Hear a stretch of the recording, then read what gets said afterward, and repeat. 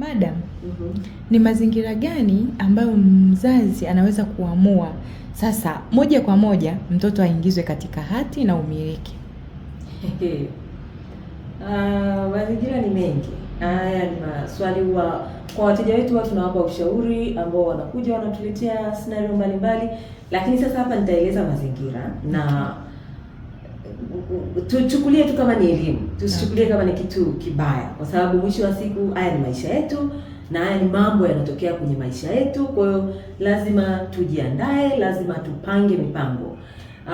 Kwanza mimi ninaweza nikamshauri mzazi anayeweza kuamua moja kwa moja aimuingize mtoto katika hati ni yule mzazi ambaye kwa mfano kama ni baba hamuamini sana mama, hasa kwenye matendo au namna mama alivyo. Kuna wazazi wengine wa kike ambao aidha ameshaathirika na mambo ya mikopo, aidha ameshaathirika na mambo ya michezo, yani ni mtu ambaye hatilii maanani zile mali za familia. Kwa mama kama huyu anaweza akaachiwa mali na mwisho wa siku mali ile ikapotea bila kujulikana imeenda wapi na watoto wakateseka. Kwa hiyo naweza nikasema cha kwanza ni yule mzazi wa kiume ambaye anamuona kabisa mke wake sio ile design ya wanawake ambao anaweza akaishikilia mali na kuiendeleza. Hapa mtanisamee wanawake, lakini lazima tuseme ukweli. Wa pili anaweza akawa ni yule mzazi wa kiume ambaye amezaa nje ya ndoa. Hapa ninaelezea kwa wale ambao wamefunga ndoa ya kanisani ya Kikristo na wale ambao wamefunga ndoa hizi za bomani. Kwa nini nawaelezea watu? Kwa sababu hawa ni wale aina ya watu ambao wana uwezo, yani sheria zinazotumika ikitokea kuna mirathi, amefariki labda baba, ni wale ambao sheria za nchi, watu wanasema sheria za serikali za mirathi ndio zinatumika. Zikitumika sheria za serikali za mirathi, tafsiri yake ni kwamba hata wale watoto wote ambao ni wa nje wote wataingia katika mirathi.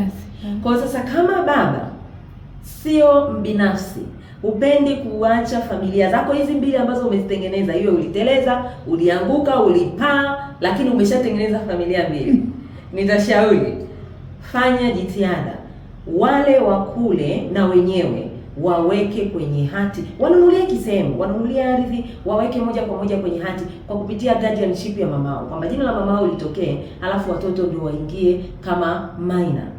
Kesho na kesho kutwa likitokea lolote lile kwako, wale wanacha kwao na wewe unacha kwako huku kwenye familia yako hii main, ili kuepusha shida ambazo tumeziona nyingi sana katika mirathi. Lakini pia mtu mwingine ni mwanamke, hasa pale unapokuwa umeolewa na mwanaume ambaye unamwona hayuko vizuri sana, kwanza katika kutafuta mali, pili katika hata kutunza hizo mali, na labda hajatulia.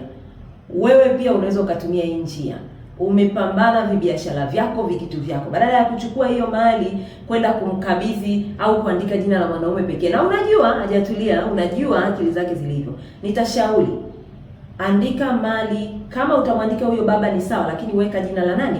La watoto. Hii itamnyima nguvu ya yeye kuweza kuuza hii mali bila kuwa amepata ruhusa ya mahakama, na mpaka hizi process za mahakama zije zifanyike inakuwa ni shida. Na niseme tu kisheria, kwa wewe utakaenda kununua mali, ardhi imeandikwa huyu anayekuuzia ni guardian, alafu hakuna ruhusa ya mahakama, ujue mauzo hayo ni illegal, yani hayapo kisheria. Kwa hiyo hicho ndicho ninachoweza kusisitiza. Hayo makundi, watu wa design hiyo, ni muhimu sana waweze kutumia hii guardianship ili kuweza kupunguza migogoro hapo baadaye.